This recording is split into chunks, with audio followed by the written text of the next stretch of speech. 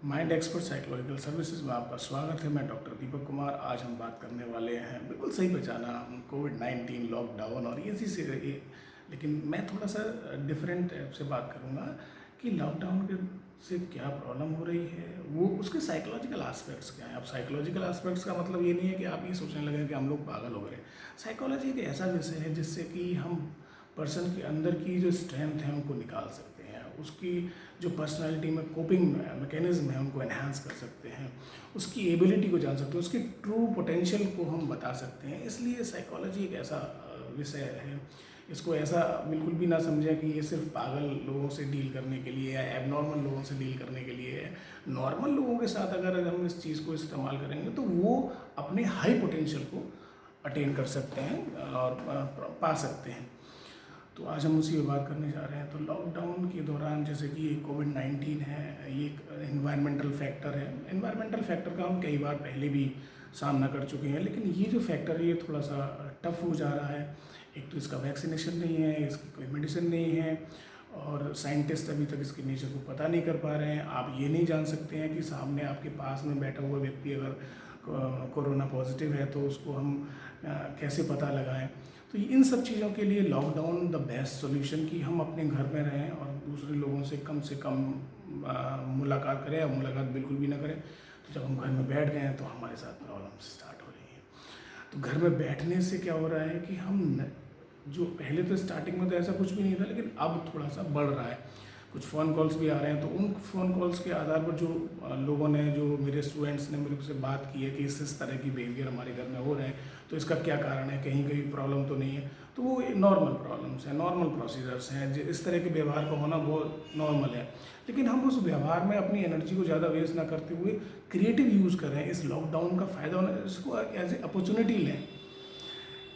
इस लॉकडाउन के माध्यम से हम अपने आप को इन्हांस करें, अपनी पर्सनालिटी को डेवलप करें, हम अपनी क्रिएटिविटी को डेवलप करें, हम अपनी इंटरेस्ट के बारे में जानें, हॉबीज़ को आइडेंटिफाई करें, ट्रू पोटेंशियल को आइडेंटिफाई करें।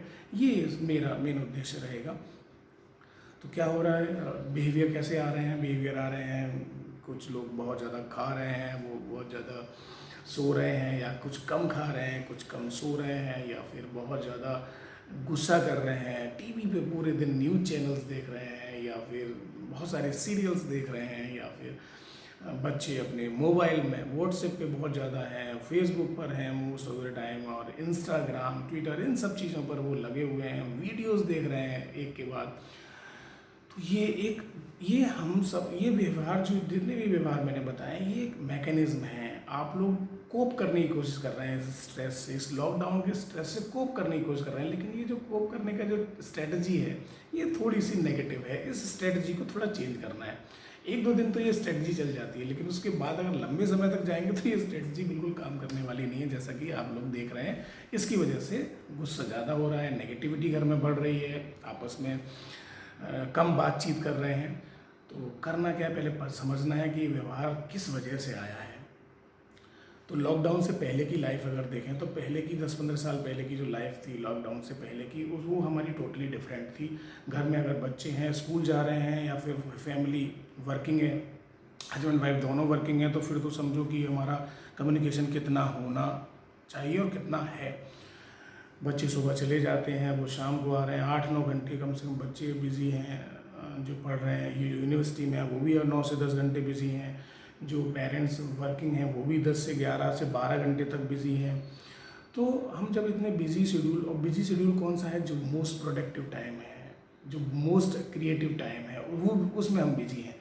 और बिज़ी होने के साथ साथ हम क्या कर रहे हैं, घर से बाहर हम अपने इन्जॉय कर रहे हैं, अपने इमोशंस को रिवील कर रहे हैं, हम अपने इमोशंस को वेंटिलेट कर रहे हैं, हम अपने इमोशंस को दूसरों को बता रहे हैं। हमारे अंदर ये कोई भी प्रॉब्लम है, अगर हम लॉकडाउन से पहले की बात करें तो जितनी भी प्रॉब्लम्स होती थी, इमोशनल प्रॉब्लम, कुछ भी प्रॉब्लम, हम अपने दोस्तों के साथ शेयर करते थे, कलीग्स के साथ शेयर करते थे, या फिर उनके साथ फिजिकली हम आपस में बैठ करके बात कर रहे हैं, फालतू की बातें कर रहे हैं, शैतानियाँ कर रहे हैं, बच्चे झूठ बोल रहे हैं, गप लड़ा रहे हैं, ये सब चीज़ें हम कर रहे थे। जोक सुना रहे हैं, गाने सुना रहे हैं, सुन रहे हैं, अप्रिशिएट हो रहे हैं, अप्रिशिएट कर रहे हैं, ये सब चीज़ें चल रही थी। और उससे हमारा जो बिहेवियर था बिल्कुल बहुत अच्छा। शाम को आ रहे हैं, घर में भी उस टाइम पर भी घर में बहुत कम कम्युनिकेशन रहता है, क्योंकि आप आते हैं 7-8 बज जाते हैं, फिर आप डिनर करते हैं, फिर अपने अपने वर्क में लग जाते हैं, बच्चे अपने होमवर्क में लग जाते हैं, पेरेंट्स अपना टीवी देखते हुए सो जाते हैं।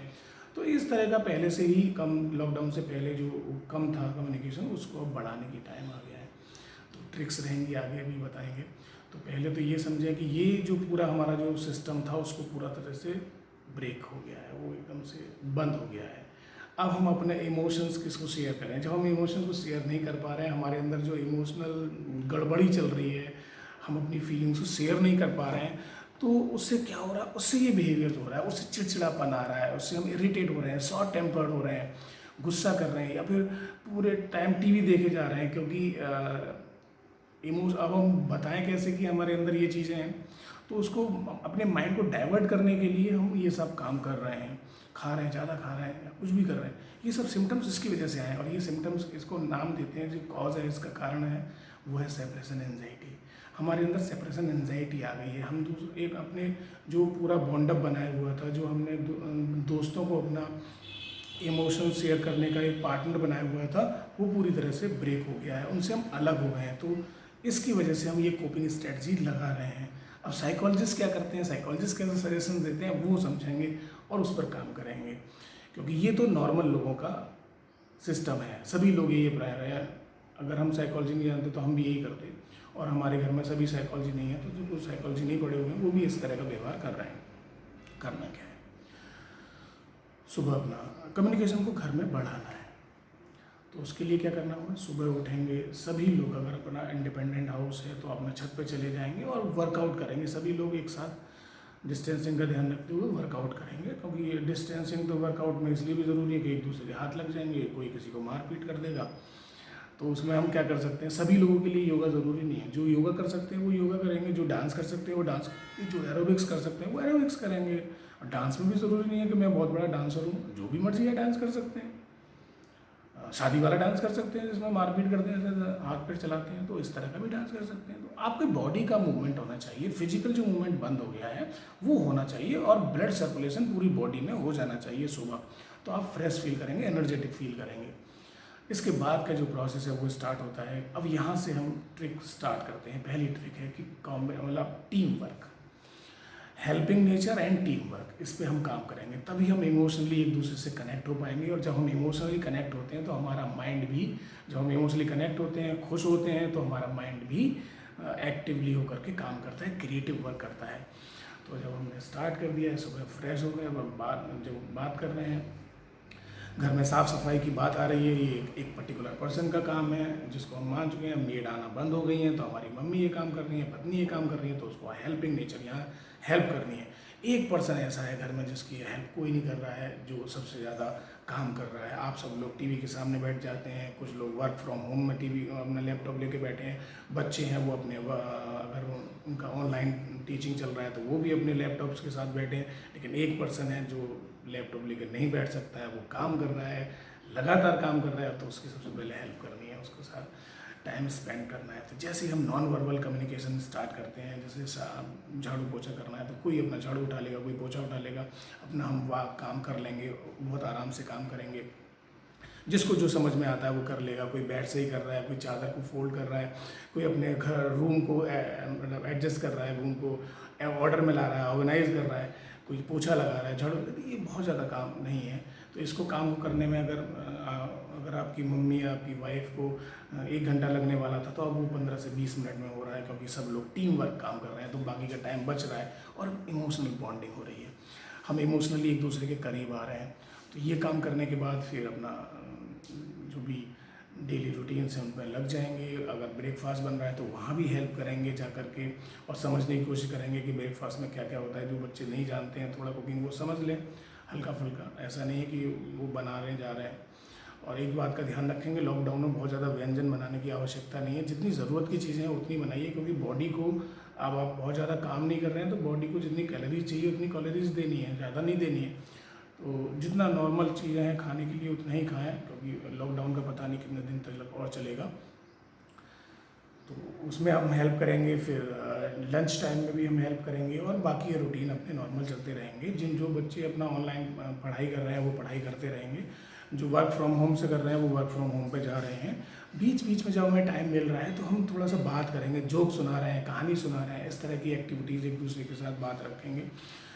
एक और बड़ा काम करेंगे कि जो लोग व्हाट्सएप पे मैसेज कर रहे हैं वो मैसेज को थोड़ा सा अवॉइड करेंगे। हम मैसेज के द्वारा, मैसेज की अपेक्षा में डायरेक्टली हम बात कर लें, हम उनको कॉल कर लें, उनसे बात कर लें, अपने जितने भी रिलेटिव्स हैं उनसे बात करने की कोशिश करेंगे, अपने जो रिलेशंस हैं उनको रिफ्रेश करने की कोशिश करेंगे, और वीडियो कॉल करेंगे तो और भी मज़ा आएगा। तो इस तरह की आप एक्टिविटीज़ कर सकते हैं। दोस्तों को फ़ोन कर सकते हैं, जो बच्चे अपने दोस्तों को अपनी चीज़ें बता वो अपना रिवील कर सकते हैं, इमोशंस अपने रिवील कर सकते हैं। फिजिकली तो नहीं मिल पा रहे हैं लेकिन हम व्हाट्सएप पर या फिर हम वीडियो कॉल के द्वारा हम उनसे बात कर सकते हैं। ये बहुत अच्छा रहेगा। अपने पेरेंट्स की अपने दोस्तों से बात करा सकते हैं, दोस्त के पेरेंट्स से अपने पेरेंट्स की बात कर सकते हैं। तो एक बहुत अच्छा सा कम्युनिकेशन बिल्डअप हो रहा है और हमारा जो माइंड है वो पॉजिटिव हो रहा है। वो जो एक तरफ लगा हुआ था, जो घबराहट हो रही थी, उससे थोड़ा डाइवर्ट हो रहा है, पॉजिटिवली डाइवर्ट हो रहा है। नेगेटिवली नहीं हो रहा कि आप पिक्चर देख रहे हैं, टीवी देख रहे हैं, न्यूज़ सुन रहे हैं, नेगेटिव चीज़ें सुन रहे हैं, दिन से दिन भर पूरा न्यूज़ चैनल्स देख रहे हैं, वहाँ से नेगेटिविटी आ रही है, इतने लोग मर गए, इतने कोविड-19 हो गए, इतना ये हो गया विश्व में इतनी, तो उससे नेगेटिविटी आ रही है, उस नेगेटिविटी को हम डिस्प्लेस कर रहे हैं अपने परिवार में, तो उससे थोड़ा सा फ़ायदा मिलेगा। और एक और चीज़ करना है, अप्रिशिएट करना है आपस में एक दूसरे को। कोई भी काम कर रहा है, खाना बन रहा है, अप्रिशिएट करेंगे मम्मी को, वाइफ को। अगर आप उसमें आपने पार्टिसिपेट किया है तो अप्रिशिएट करेंगे, खुद को भी अप्रिशिएट करेंगे, मम्मी को भी अप्रिशिएट करेंगे। अब यहाँ पर कुछ चीज़ें और भी हैं जो देखने को मिलती हैं या फिर हमें करनी चाहिए। कुछ जैसे मैं पहले का अपनी प्रैक्टिस कर रहा था तो ये आता था, मेरे दोस्त, मेरे और भी लोग थे, वो ये बताते थे कि हम बच्चों के साथ बहुत कुछ करना चाहते हैं लेकिन हमारा शेड्यूल इतना बिजी हो गया है तो हम कुछ कर नहीं पा रहे हैं।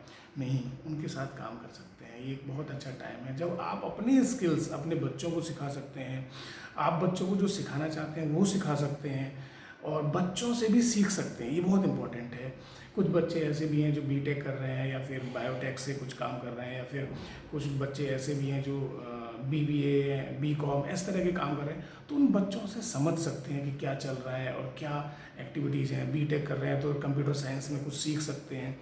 जब आप कुछ चीज़ अपने बच्चों से सीखते हैं तो बच्चों का सेल्फ एस्टीम बढ़ जाता है कि हम कुछ जानते हैं, और कुछ आप सिखाते हैं तो बच्चों के साथ आपका कम्युनिकेशन बढ़ता है। क्योंकि बहुत सारी चीज़ें ऐसी हैं जो आप जिसमें आप एक्सपर्ट हैं। हो सकता है कि आप एक सॉफ्टवेयर इंजीनियर हो तो अपने बच्चों को समझा सकते हैं, सिखा सकते हैं कि सॉफ्टवेयर क्या होता है, उसको कैसे हम काम करते हैं। अपनी पूरी जो प्रोसेस है, आपकी वर्किंग कल्चर है, वो बच्चों को शेयर कर सकते हैं तो उनको लगेगा कि हमारे पापा क्या काम करते हैं, मम्मी हमारी क्या काम करती हैं।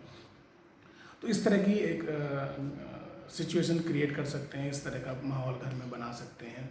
इसके अलावा एक काम और भी कर सकते हैं, जब भी आप टीवी वगैरह देखें तो टॉम एंड जेरी देखें, डिस्कवरी देख सकते हैं, न्यूज थोड़ा सा नॉलेजेबल चीज़ें आएंगी। टॉम एंड जेरी है, मिस्टर बीन्स है, इस तरह की सीरियल्स देखें जिससे कि थोड़ा सा हंसी खुशी का माहौल बना रहे। और इसके साथ एक और नई ट्रिक है जो आप कर सकते हैं, इसको बोलते हैं रोल प्लेइंग टेक्निक। हम क्या करेंगे, घर में अगर 4 लोग हैं या 5 लोग हैं या 3 लोग हैं तो हर दिन एक को किसी को एक घर का अथॉरिटी बना दिया जाएगा। वो अथॉरिटी बन गया है। अब उस अथॉरिटी को ही डिसाइड करना है नाश्ता क्या होगा, ब्रेकफास्ट क्या होगा, मतलब ब्रेकफास्ट क्या होगा, लंच क्या होगा, डिनर क्या होगा, किस तरीके से आज घर का हमारा सिस्टम रहना चाहिए, कब खेलना है, कब क्या करना है, वो सारी की सारी वो डिसाइड करेगा। टाइम शेड्यूल बनाएगा, सब कुछ उसको ऊपर छोड़ दीजिए। हाँ, ऐसा नहीं है कि वो खाना बनाएगा, वो खाने में हेल्प करेगा, क्योंकि खाना बनाना उसको नहीं आता है तो हेल्प कर सकता है, लेकिन शेड्यूल उसके अकॉर्डिंग चलेगा। ऐसे ही करके हम एक दूसरे के रोल प्ले करेंगे। जैसे कि आज किसी एक को मिल गया है, नेक्स्ट डे हस्बैंड है वो वाइफ का रोल प्ले कर रहे हैं, वाइफ है वो हस्बैंड का रोल प्ले कर रही हैं, तो उनको पता चलेगा कि एक्चुअल में दूसरा पर्सन जब एक दूसरे का रोल प्ले करता है तो उसके अंदर फीलिंग्स आती हैं कि क्या रहता है, वो महसूस कर सकता है कि एक्चुअल में सिचुएशन किसी पर्सन की क्या है। जब हम एक्चुअल में किसी पर्सन को महसूस करते हैं, उसकी जगह पर जाकर के महसूस करते हैं, तो हमें सही चीज़ों का अंदाज़ा होता है और हम सही तरीके से अप्रिशिएट कर पाते हैं और हम समझ पाते हैं कि वो पर्सन कैसा है, वो क्या करता है। तो इसको जैसे कभी कभी बोल भी देते हैं गुस्से में कि तुम क्या जानो क्या होता है ऐसे, मेरी मेरी सिचुएशन क्या है, आप क्या जानो, कभी मेरी तरफ आकर के देखो, मेरी जगह पर आकर के देखो तो तुम्हें पता चलेगा कि आपको पता चलेगा कि क्या होती है सिचुएशंस, क्या होता है घर में ऐसे काम करना।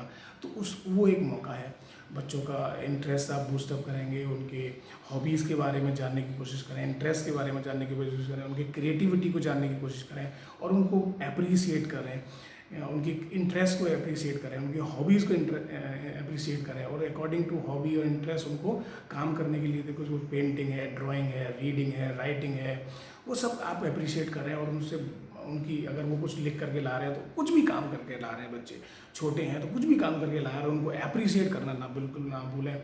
और एक और बहुत इंपॉर्टेंट चीज़ है कि छोटे बच्चे हैं, उनके घर में बिल्कुल मन नहीं लगेगा, वो बहुत ज़्यादा एनर्जेटिक होते हैं, तो उनके लिए क्या करना है, छोटे छोटे पजल्स बना सकते हैं। पजल कहाँ से लाएंगे, तो सिंपल है कि आप पेपर की कटिंग देख लें, कोई चेहरा है, कोई गाड़ी है, कोई बाइक है, उसकी फ़ोटो बनी हुई है, अगर 4 साल का बच्चा है तो उसको 4 पार्ट में काट करके दे देंगे कि वो अरेंज करके और उनको वापस जोड़ दे।